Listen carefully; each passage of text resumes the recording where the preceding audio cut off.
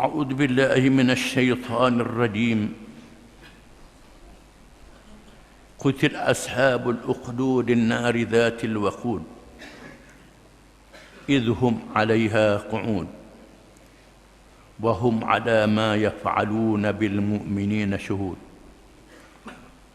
وما نقموا منهم إلا أن يؤمنوا بالله العزيز الحميد الذي له ملك السماوات والأرض والله على كل شيء شهيد.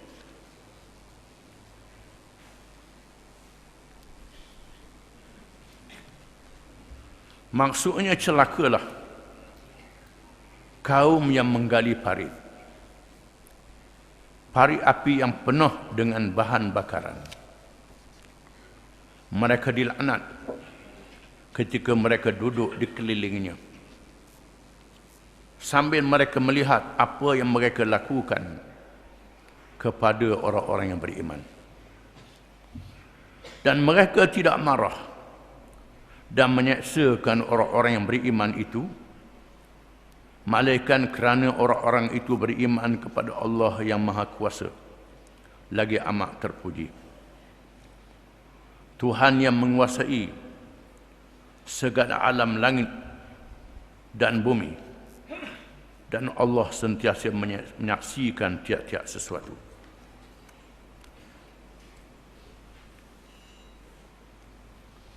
Ayat ini diturunkan di Makkatul Mukarramah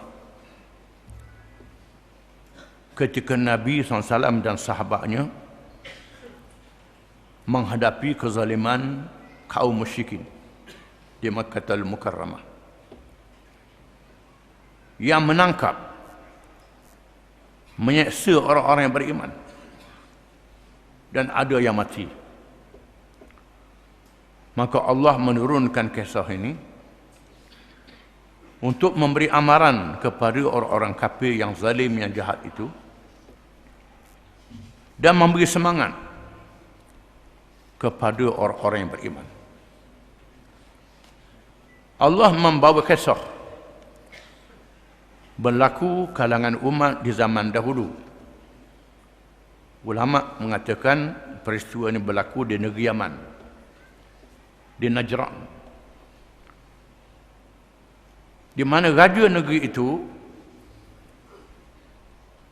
ada kalangan mengatakan kalangan Yahudi yang kafir, yang lari daripada agama, tak ikut lagi agama tauhid, menganggap dirinya berkuasa lawan hukum Allah Ta'ala, lawan hukum Tuhan. Di masa itu ialah masa lepas kelahiran Nabi Isa AS, yang diutuskan oleh Allah Subhanahu Wa Ta'ala untuk membetulkan Bani Israel yang sudah murtad daripada agama Allah yang ada dalam kitab Taurat. Allah mengutuskan Nabi Isa untuk membetulkan Bani Israel setelah diutuskan Nabi Zakaria dan Nabi Yahya. Nabi Yahya dibelah dengan gergaji, dibunuhnya. Nabi Zakaria dibelah dengan gergaji. Nabi Yahya disembelih. Nabi Isa AS dikepung untuk dibunuh. Dan Allah mengangkat Nabi Isa ke langit. Diletakkan di langit. Disebut di dalam hadis-hadis yang sahih lagi mutawatir, Allah akan menurunkan Nabi Isa di akhir zaman, Al-Masih, dan bergabung dengan Imam Mahdi. Orang Yahudi juga percaya akan Zahir Al-Masih, pemimpin Yahudi yang mengalahkan orang Islam. Ada kalangan Zionis Kristian juga percaya dia bergabung dengan Yahudi untuk hapuskan orang Islam. Ini akan berlaku di akhir zaman. Nabi Isa diselamatkan oleh Allah dengan cara yang menakjubkan. Dan Allah Ta'ala menguji manusia sebelum berlakunya kiamat. Pengikut-pengikut Nabi Isa AS, kalangan Hawariyun, menyebarkan ajaran yang sebenar kepada penganut-penganut yang setia. Di mana penganut yang setia yang berpegang dengan Islam ini diburu, ditangkap, dibakar, dibelah dengan gergaji, diseksa. Yang tukang seksanya ialah orang-orang Yahudi. Di antara mereka yang menganut ajaran yang benar ini ialah seorang rahib yang berhijrah di kawasan itu, yang menyembunyikan diri di bukit jauh daripada orang, beribadat secara bersembunyi, beruzlah. Raja negeri itu berbangga dengan ilmu sihir. Ilmu sihir menjadi ilmu yang dibanggakan, macam zaman Fir'aun. Orang Yahudi pun ada juga berbangga dengan sihir ni, macam Hindu lah. Orang Islam, orang sesat pun ada juga. Di situ ada seorang ahli sihir yang sangat bijak, yang kita baca kisahnya dalam Riyadhus Salihin.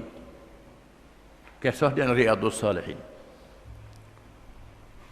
Oleh kerana tukang sihir ni dah tua, lalu dia suruh raja cari seorang pemuda yang bijak, yang cerdik. Dia nak turun ilmu sihir ni, nak ajar supaya jadi pengganti dia. Maka dicarilah pemuda yang cerdik, yang pintar di negeri itu untuk belajar ilmu sihir. Dibiayai oleh kerajaan. Zaman lain ni biasiswa lah. Kerajaan beri biasiswa untuk dia belajar. Zaman lain ni ilmu sains teknologi, zaman dulu ilmu sihir. Zaman masing-masing. Pemuda yang dibiayai oleh kerajaan ini,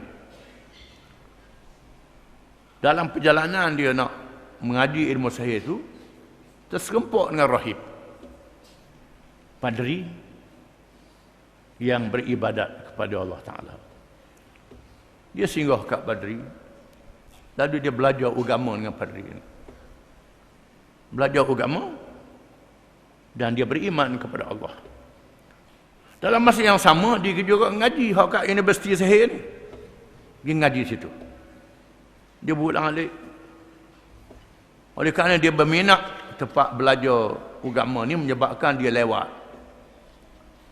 Menyebabkan dia didera oleh guru dia. Balik di rumah lewat, didera oleh ibu bapa dia pula. Mengadu ke tok guru dia. Tok guru dia kata, ceritalah ada kerja tengah jalan. Cerita ada kerja tengah jalan. Jangan royak mengaji sini. Jangan cerita. Jangan cerita kau orang ni. Kalau orang tahu tak boleh, ini bahaya. Ini zaman agama ditekan, ditindas. Jangan cerita. Berulang adik. Begitulah.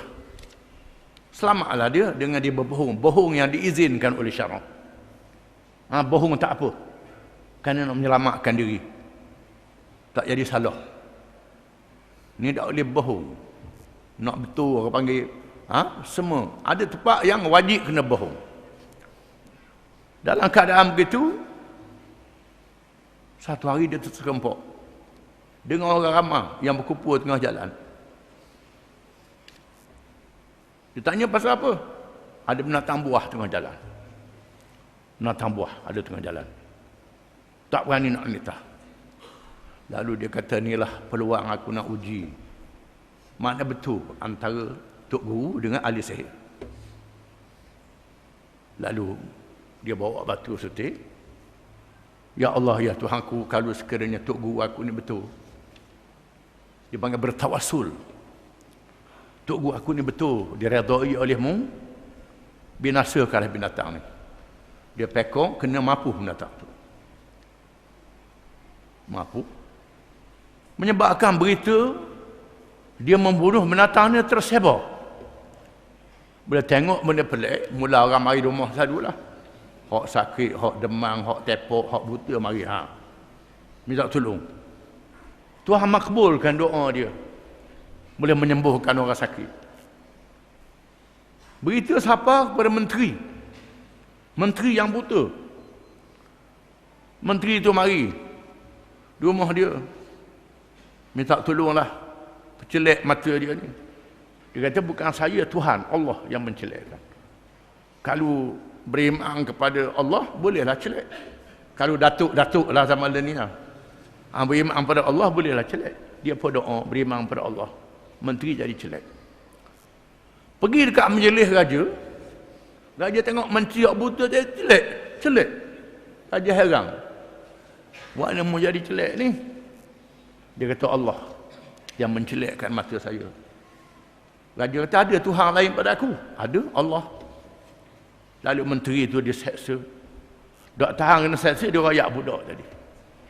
Budak yang berobat dia. Budaknya takak budak pula. Dia tangkap budak. Dia seksa budak tu pula. Tak tahan, rayak tok guru tu kan ngajar. Pecah habis dah. Akhirnya tok guru dibunuh. Bila nak bunuh budak tu tak boleh. Wah naik atas bukit bergerak. Habis askar-askar polis bawa tu jatuh. Wah pergi ke laut. Mari gelombang. Habis jatuh orang. Budak ni selamat. Akhirnya budak nak bunuh saya senang je. Kupu orang. Kupu orang ramai-ramai di stadium.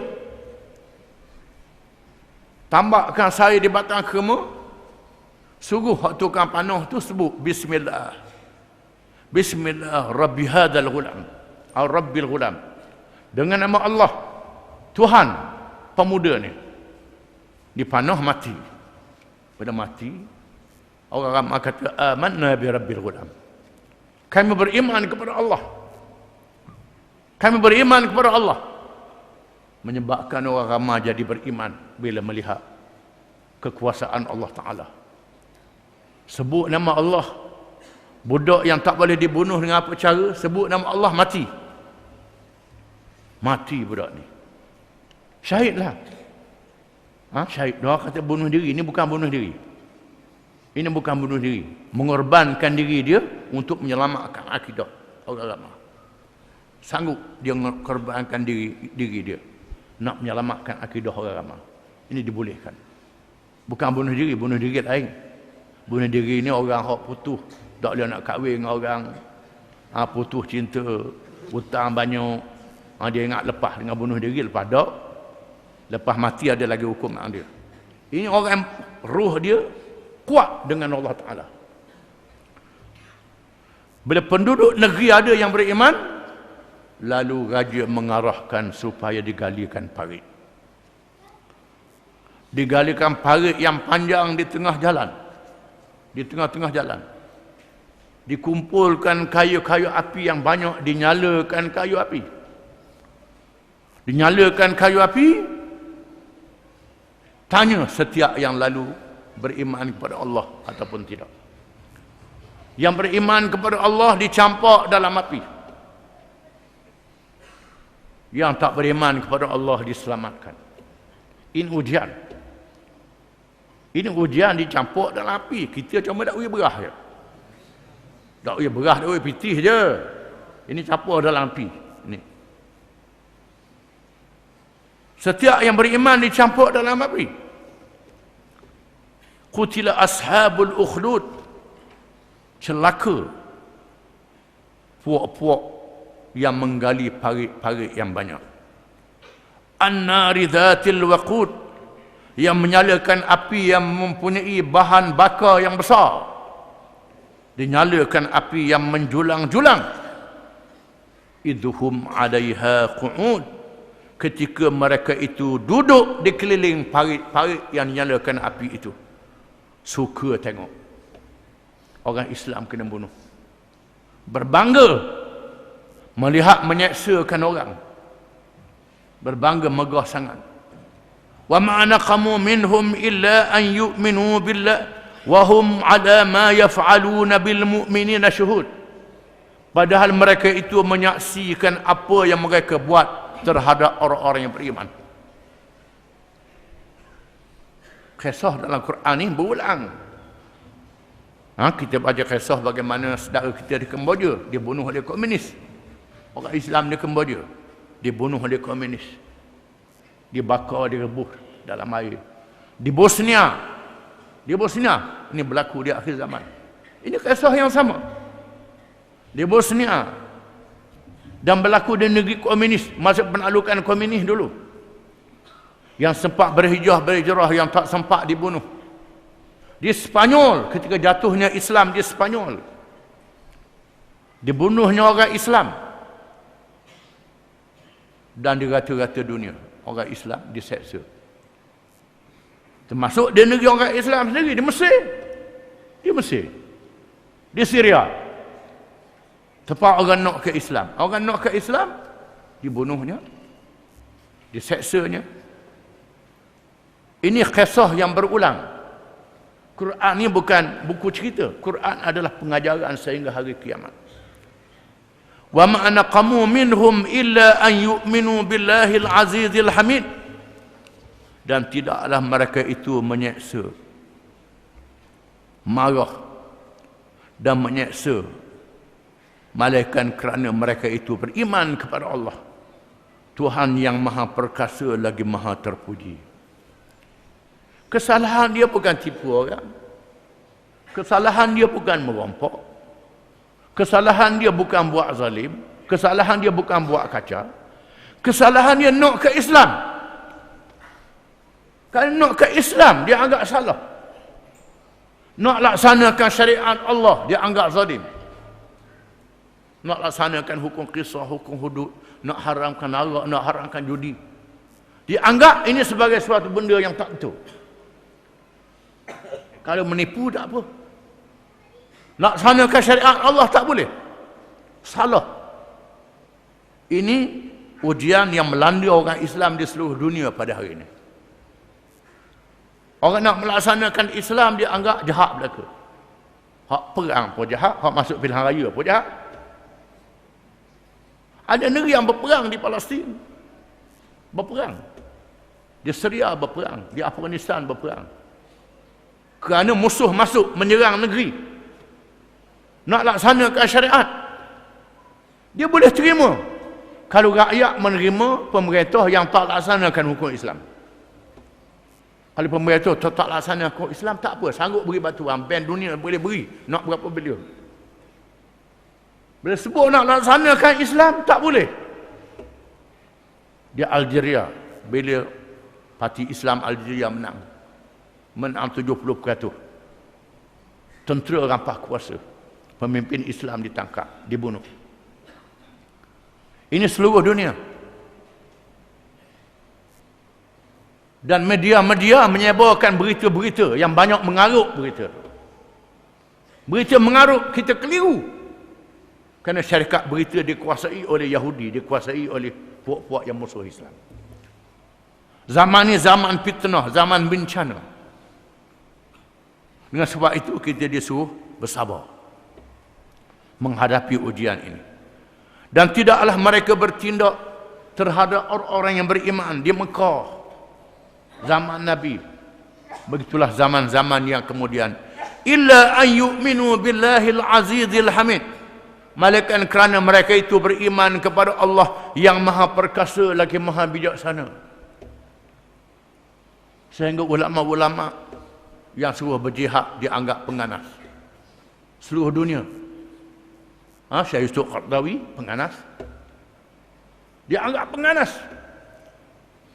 Kalau dah ikut dia penganas. Walaupun orang ni bercakap dengan hujah, bercakap dengan debat, mari kita berhujah, kita berhujah. Ajak berhujah tak ampuh. Duk main ikut jauh. Mari kita berhujah. Kita berdebat, kita berbincang, nak tahu tentang apa dia Islam. Kerana dia tahu kalau berhujah dia tak tahan lawan dengan Islam ni. Hujah Islam kuat, dia kalah. Maka ditolonglah pengganas. Semua orang yang nak ke Islam adalah pengganas. Tidak ada tindakan illa ayyuminu billahil azizil hamid. Kerana mereka itu beriman kepada Allah. Ingat, Allah itu Al-Aziz, Tuhan yang maha perkasa. Apa makna perkasa? Yang maha gagah. Tidak ada siapa yang boleh mengalahkan Tuhan. Itu Al-Aziz. Ada orang dia gagah, ada orang boleh halahkan dia. Tuhan tidak. Tuhan tidak. Pasal apa Tuhan tak hukum selalu? Setiap orang lawan Islam selalu hukum. Turun bala, tidak. Tuhan beri tempoh supaya mereka bertaubat. Tuhan jadikan alam dunia alam ujian. Tuhan nak jadikan orang-orang yang beriman itu layak masuk syurga. Walaupun mereka dibakar hangus, jadi abu, Tuhan kata mereka berjaya. Berjaya macam mana jadi abu? Kita tengok atas dunia ni jadi abu. Apa berjaya? Jadi abu kena bakar. Kerana lepas alam dunia ada alam barzakh, ada alam akhirat. Mereka yang dibakar menjadi abu yang dibunuh itu, sebaik saja roh dia keluar, terus masuk dalam syurga. Mereka mencapai kejayaan. Kejayaan yang kekal abadi, kemenangan yang sangat besar. Sama ada menang di dunia Tuhan beri tempoh, Islam menang. Ataupun tak sempat mati, menang di akhirat. Orang Islam tetap menang. Al-Aziz, Tuhan yang Maha Perkasa, Al-Hamid, yang Maha Terpuji, alladzi lahu mulkus samawati wal ardh. Tuhan yang baginya kerajaan segala langit dan bumi. Seluruh langit, bintang-bintang cakrawala, ada satu biji bintang lebih besar pada bumi kita ni. Bumi ni besar mana sangat?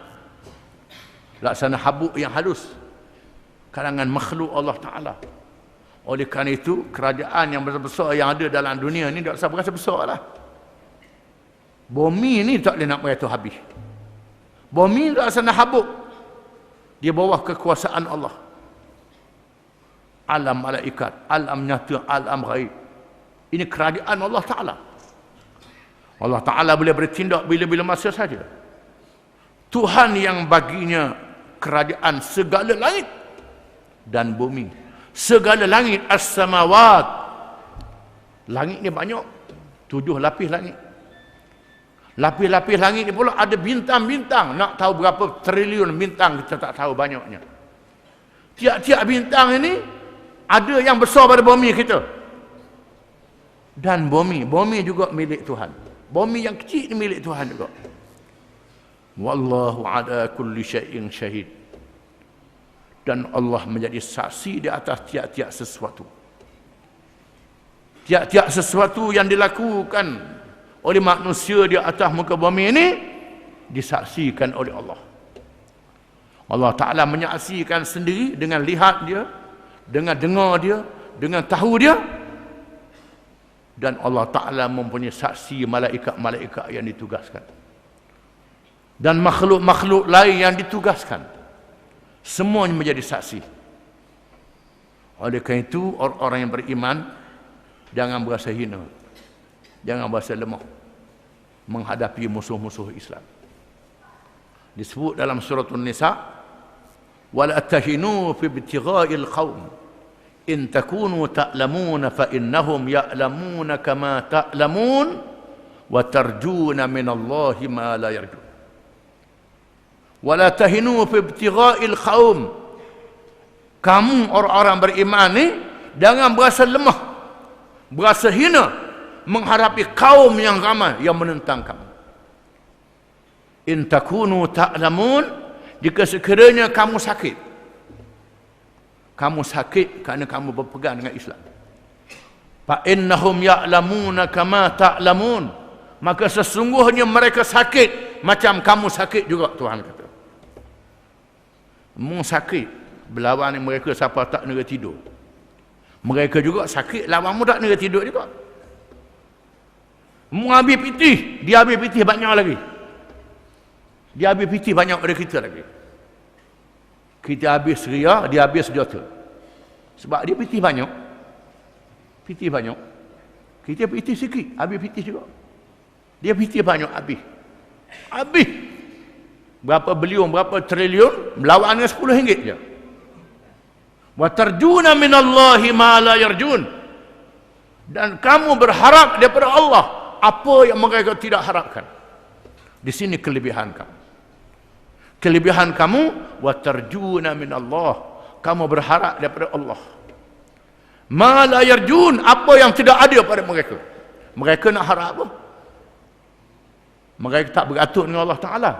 Kita mengharapkan balasan daripada Allah. Mereka mengharapkan dunia. Kalau boleh, bolehlah. Lepas boleh jadi habuk habis. Kalau tak boleh, sajalah. Kita tetap boleh di hari akhirat. Di dunia, hidup yang berkat, dan di hari akhirat. Di sini kelebihan kita orang Islam yang tak ada pada mereka. Wallahu a'lam.